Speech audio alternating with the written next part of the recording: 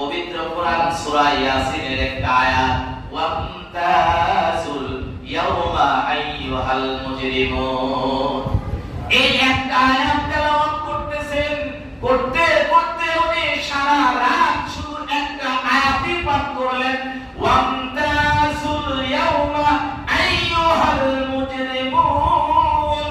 এই একটা আয়াত পড়ে পড়ে সারা রাত পার করে দিলেন, চোখ দিয়ে পানি ফেললেন, অস্ত্র পড়লো আর সারা রাত কেটে গেল। উনার খাদেমে দৃশ্য দেখলেন, কে আমার ওস্তাদ শুধু একটা আয়াত তেলাওয়াত করে আর সারা রাত কাটাই দিল। এর মধ্যে কি রহস্য, এর মধ্যে কি গোপন কথা আছে? কেন আমার ওস্তাদজি শুধু একটা আয়াত করে সারা রাত কাটাই দিল?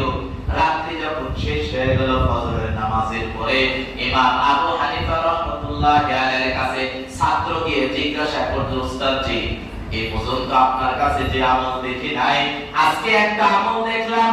আপনি সারা রাত্রি শুধু একটা আয়াত পড়ে পড়ে আর কন্দন করে করে রাত্রি পার করে দিলেন। ওস্তাদজি কেন আপনি এই আয়াতটা পাঠ করলেন সারা রাত? এর মধ্যে কি রহস্য আছে বলেন?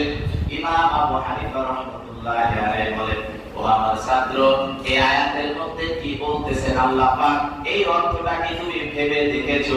এটা নিয়ে কি তুমি কোনো গবেষণা করেছো? এই নিয়ে কি তুমি একটু চিন্তা করেছো? যদি তুমি চিন্তা করো তাহলে তোমার প্রশ্নের উত্তর পেয়ে যাবে।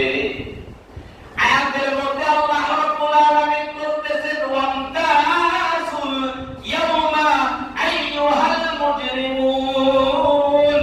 হে গুনাহগার বান্দারা, যারা অন্যায় করেছো, যারা অপরাধ করেছো, আজকে কিয়ামতের ময়দানে কোটি কোটি মানুষের মধ্য থেকে যারা অন্যায়কারী, যারা অপরাধকারী, তারা পৃথক হয়ে যাও, তারা আলাদা হয়ে যাও। যারা মিথ্যা কথা বলেছো, তারা সত্যবাদীদের কাছ থেকে দূরে সরে যাও। যারা জুলুম করেছো, যারা ঘুষ খেয়েছো, যারা সুদ খেয়েছো, যারা খুন করেছো, এক কথায় যারা গুনার কাজ করেছো, এই মানুষগুলো নেককার মানুষের কাছ থেকে আলাদা হয়ে যাও। ইমাম আবু হানিফা বলেন, এই আয়াতটা যখন আমি পড়ি আর আমার মনের ভিতরে খালি চিন্তা হয়, ওই দিন আমি কোন দলের ভিতরে অন্তর্ভুক্ত হই? আমি কি গুনাহগারের মধ্যে অন্তর্ভুক্ত হই নাকি আমি নেককারদের মধ্যে অন্তর্ভুক্ত হই? এই যে আয়াতটা যখন আমি পড়ি, তখন বারবার এই চিন্তার কারণে সামনে অগ্রসর হতে পারি না। আমার চোখ দিয়ে ঝরঝর করে পানি পড়ে, আমার ভিতরে কম্পন তৈরি হয়। আর আমাদের কি হয়?